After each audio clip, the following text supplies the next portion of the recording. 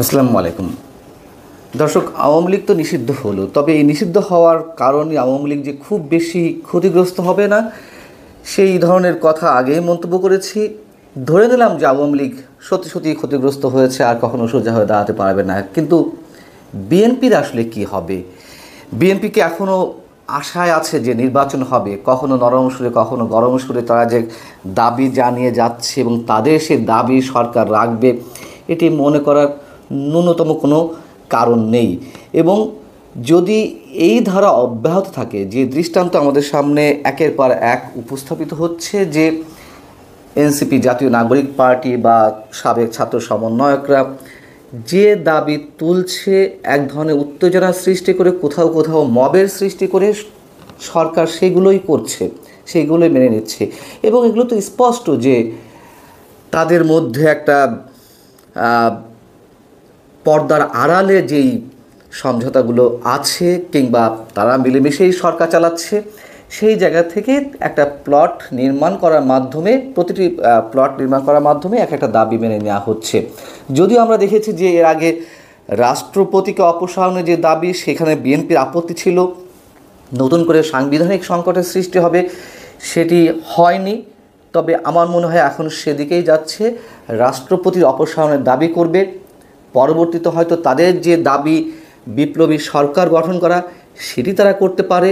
এবং তার মধ্য দিয়ে তাদের যে সুপ্ত আকাঙ্ক্ষা, সুপ্ত ঠিক নয়, প্রকাশ্য আকাঙ্ক্ষা, যে এক্সিস্টিং সংবিধান ছুঁড়ে ফেলা, বিপ্লবী সরকার গঠন হলে সেই সংবিধানের আর অস্তিত্ব থাকবে না। এমন সব দিকেই সম্ভবত যাচ্ছে আপাত দৃষ্টিতে, যা কিছু হচ্ছে সেদিক থেকে বিবেচনা করলে। বাস্তবতা হচ্ছে টালমাটাল অবস্থার মধ্যে বাংলাদেশ। আন্তর্জাতিক যে রাজনীতি, আন্তর্জাতিক রাজনীতিকে কেন্দ্র করে যে ভূ রাজনীতির খেলা, সেই সব বিবেচনায় নিলে আমরা খুব সহজেই কোনো কিছু প্রেডিক্ট করতে পারি না। কখন কি হচ্ছে, কখন কোন দিকে নাটকীয় মোড় নিচ্ছে, ক্ষণে ক্ষণে হাওয়া বদল হচ্ছে, মানুষের হিসাব করাটা, সমীকরণ মেলানোটা খুব কষ্টসাধ্য হয়ে উঠেছে।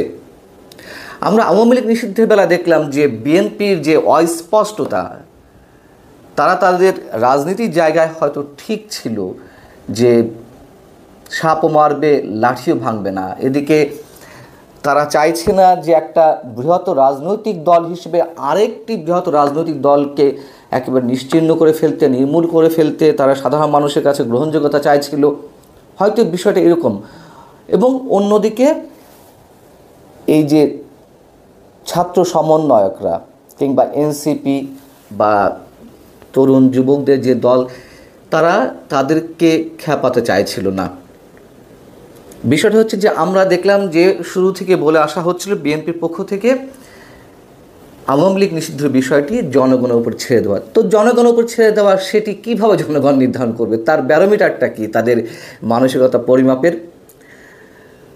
হঠাৎ করে আমরা দেখলাম গত শনিবার, যখন একটা, সে যে কটি রাজনৈতিক সংগঠনই থাকুক না কেন, একটা উত্তাল পরিস্থিতি তো তৈরি করেছে সরকারকে চাপের মুখে ফেলতে, সেটি যদিও নাটকীয়তার মধ্যে বা একটা নাটক মঞ্চস্থ করার মধ্য দিয়ে। মির্জা ফখরুল ইসলাম আলমগীর শনিবারই একটি অনুষ্ঠানে বললেন, সমাবেশে, যে দেশের 18 কোটি মানুষ চায় না আর আওয়ামী লীগকে দেখতে। তার মানে কি? তারা আসলে কোন অবস্থানে ছিল? এইগুলো করে তারা যদি মনে করে যে সরকারকে খুশি রাখতে চায়, ওই যে বলছিলাম শুরু থেকে আমি বলে আসছি, কখনো নরম কখনো গরম কণ্ঠে, সেটি করে তারা নির্বাচন আদায় করতে পারবে, প্রশ্নই ওঠে না। স্পষ্ট ভাষায় বলতে চাই, আবারও বলতে চাই, মনে করিয়ে দিতে চাই যে -2 ফর্মুলা, 111-এর -2 ফর্মুলা ছিল দুই ব্যক্তিকে মাইনাস করা, শেখ হাসিনা এবং খালেদা জিয়াকে। এবং আমি শুরু থেকে বলে আসছি, যারা আমার কন্টেন্টগুলো নিয়মিত দেখেন, যে এই -2 ফর্মুলা হচ্ছে দুই দলকে মাইনাস করা। সেই দুই ব্যক্তিকে মাইনাস করার মধ্য দিয়ে আর সীমাবদ্ধ নেই।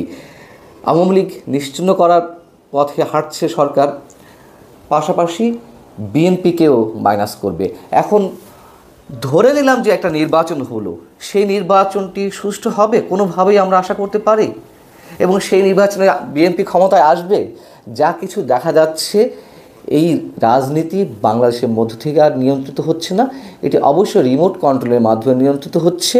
নিঃসন্দেহে আমরা এই কথা বলতে পারি, একটা বৃহত্তর শক্তি বাংলাদেশের সব কিছুকে এখন নিয়ন্ত্রণ করছে।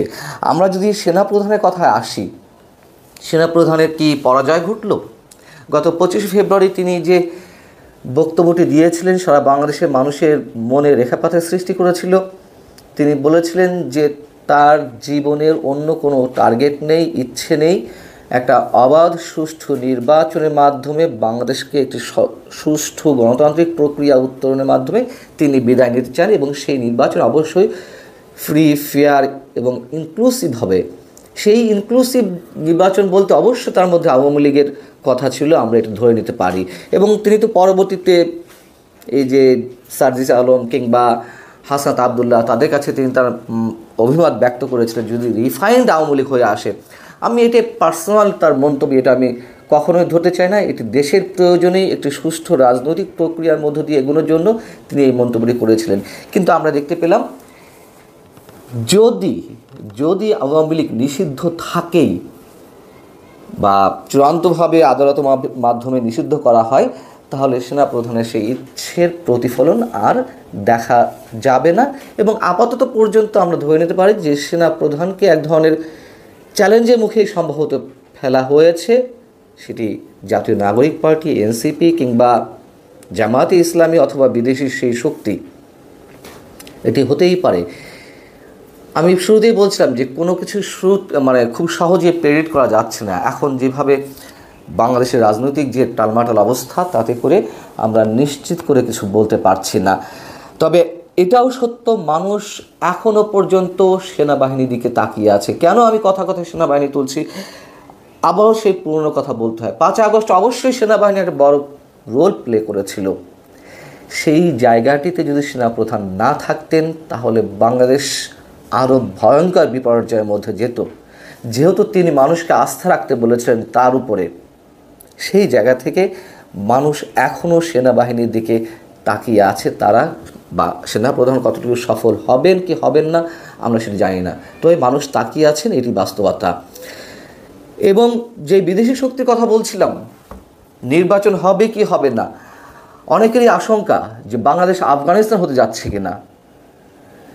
এবং এর পেছনে যে বৃহত্তর শক্তি, আমরা যেটিকে এখন মোটামুটি দৃশ্যমান দেখছি, যুক্তরাষ্ট্রের খেলা মিয়ানমারকে কেন্দ্র করে।